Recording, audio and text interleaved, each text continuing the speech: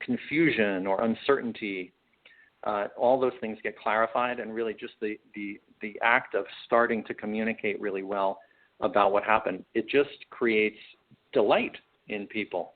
So that's one that I can share. Oh, that's great. Thank you very much.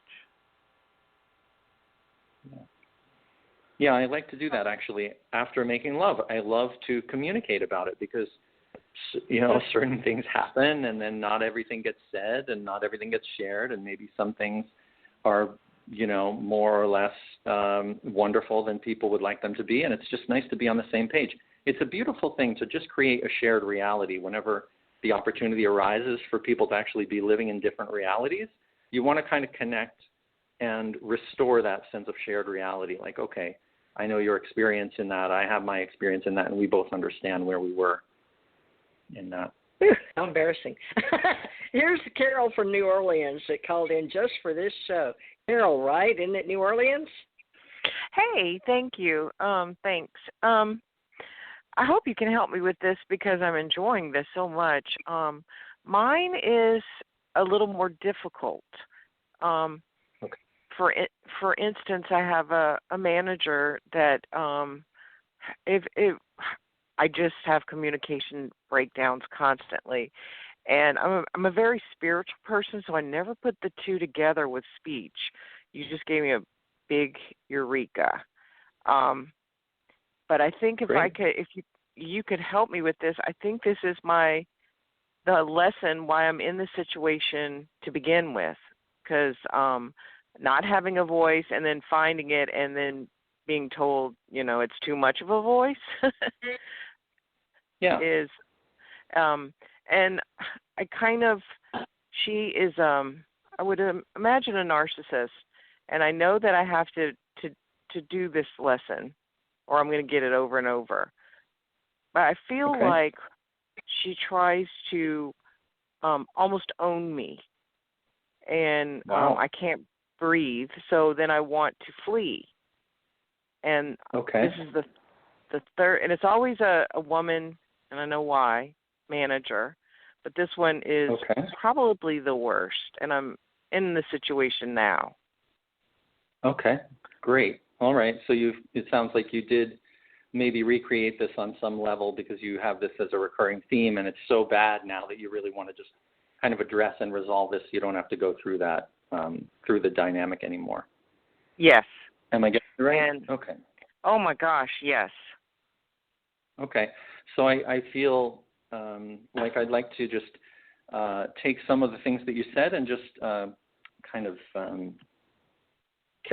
characterize them or just kind of describe them. So I think I heard you say she wants to own you, right? So that's it feels a predatory. Thought, right? Yeah, it feels predatory. It feels predatory. Okay. So part of communication skills is being able to distinguish between different things. One would be an observation, for example, or an interpretation, a feeling, a thought, a need, these kinds of things, or a wish or a request.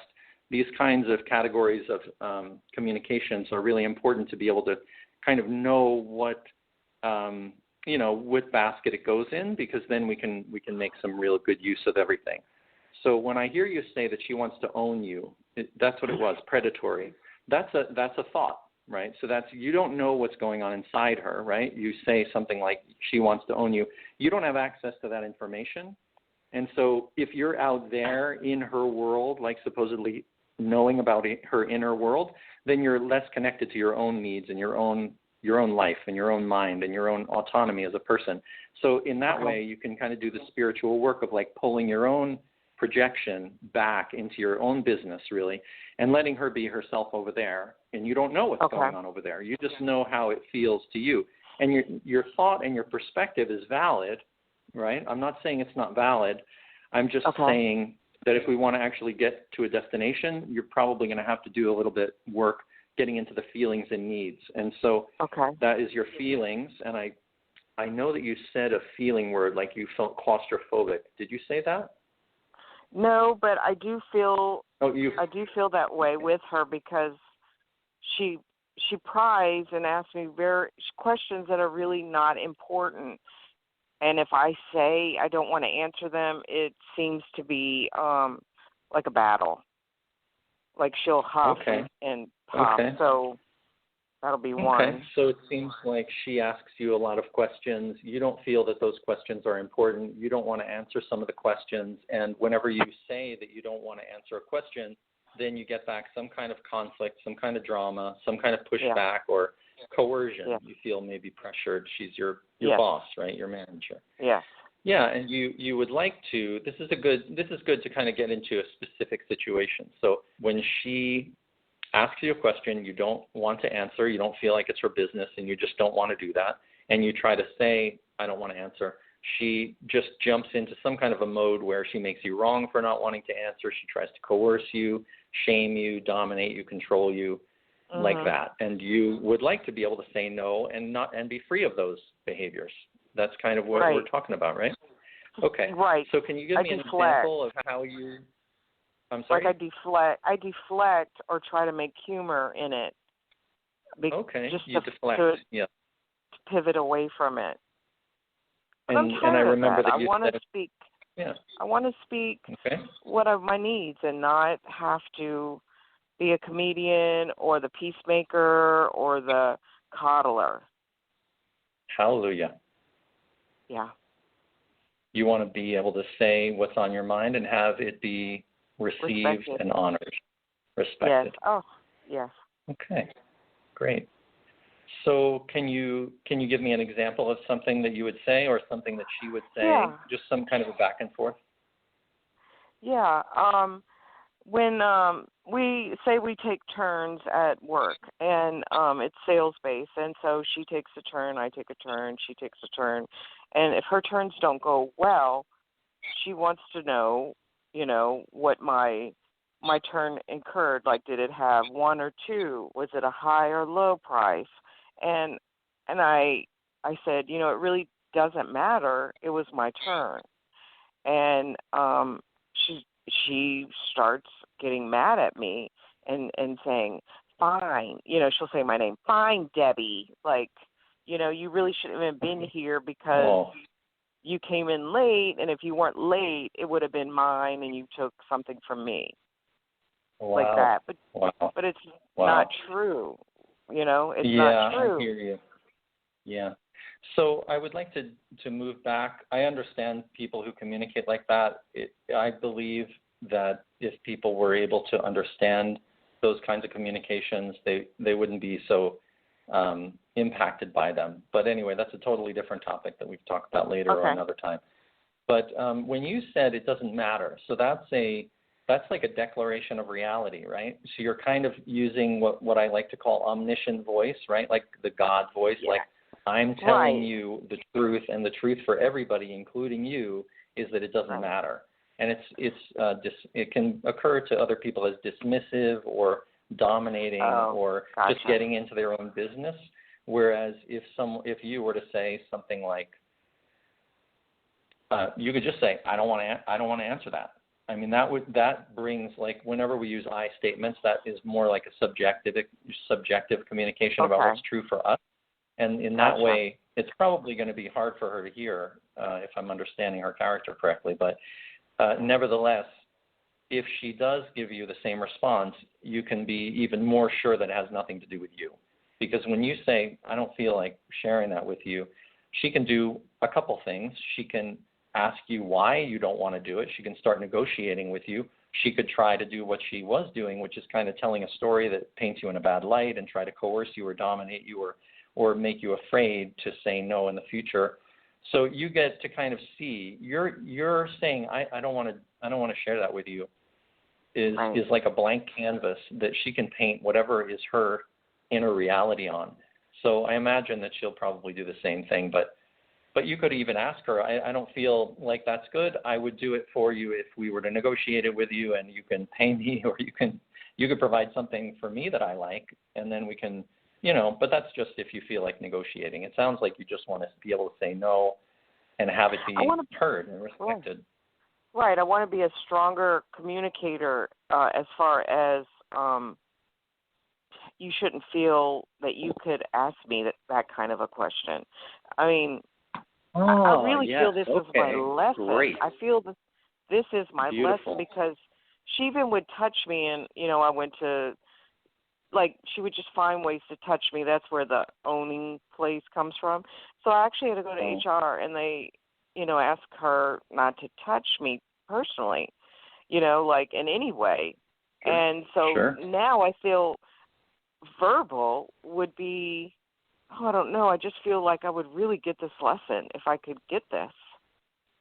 Okay, wonderful. So, yeah, absolutely. I wouldn't want my manager touching me when it didn't feel good under any circumstances, and you should have that right to feel safe and autonomous while you're at work. So how I would, but it's a little complicated because obviously she's your manager, and so there are all kinds of other implications involved. But if it were someone, let's just try to address it, assuming there are no other complications involved, because that would be, we're going to just have to go ahead with that. Okay. And I would say something like, when I feel your arm on my shoulder, and I want to let you know that when you did that just now, I had like a negative experience come up, and I noticed a negative experience in my body come up when you did that. And you could just say that.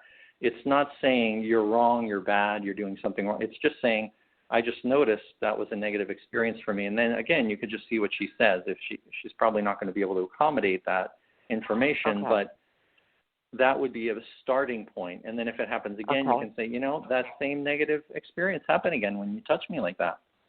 And bringing it up.